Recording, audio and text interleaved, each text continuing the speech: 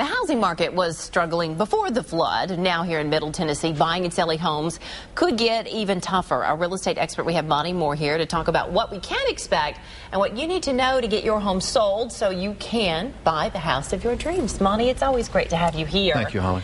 All right, we know that there are going to be a lot of repercussions from the flooding. How do you think this is going to affect what the most? I mean, what is really the bottom line here? Well, the initial effect is going to be just the distraction that all this has caused. Anytime you take a big event, it could be an election, it could be a lot of things, it pulls the consumer away from business as normal, and we're going to certainly feel that element in this situation right now.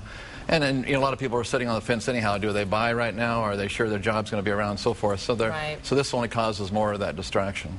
What types of advice do you have for people who may have their house for sale and they did suffer from some water damage? And let's first just talk about, let's say it's just a little bit of flood damage, let's say in their basement or something. Well, that affected myself. I've got water in my basement, or had water in my basement, so I understand personally what the ramifications are of this. Years ago, the law used to read caveat emptor, buyer beware. Now, really, it's changed to the other side. If we know something that has affected the potential value of our property in any way, we have to disclose that. So it's really important for sellers to remember that even though their homes are on the market, they might have filled out the disclosure prior and they didn't have any issues like this, they need to update that now, because that can come back and haunt you later on. It's really, really important to disclose anything that you know that could adversely affect the value of the property. Really? Okay. So there could be legal repercussions later on. Exactly. So it's really important to get it done, disclose that, and to get it done correctly. Okay. Now, what if you are wanting to sell your home? Your home was not hit by any of the flooding, but you're in a neighborhood that was.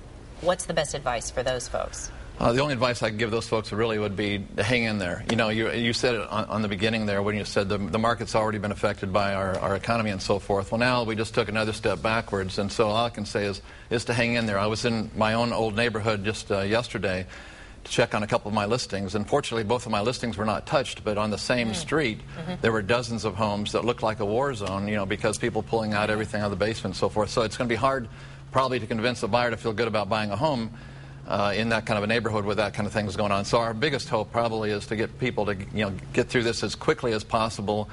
But in the meantime, if you're trying to sell a home, to hang in there, because your value might have just been affected by what just took place. It truly might have.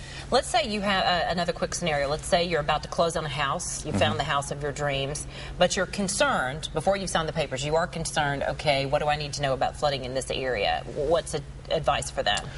Well, Monday I found out that any home that was under contract prior to the flood, the lenders now are requiring a reinspection of that property. Now that sounds good. And that was my initial response as well. Well, good. But then I found out last night that reinspection is simply a drive-by to make sure the house is still there. Oh, so it's not thorough. So it's not a thorough inspection. So what I did, I've got a closing tomorrow, so what I did last night was, with my client, we went over to the house ourselves to check it out. We found some water damage from the rain. It didn't hurt the neighborhood, but there was some water damage from that rain. So what we did is we were able to renegotiate with the seller to take care of those problems. So it's really, really important not to assume that reinspection that the lender is calling for is going to call out any real problems. Okay.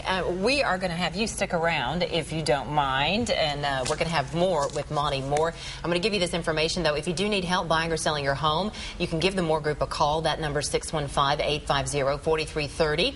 Or check out their website, WeSellHomesForFree.com. He'll talk a little bit more about that as well coming up in just a minute. Hey, for a link, you can also just go to our website. That's the Mohr at Midday section of WSMV.com.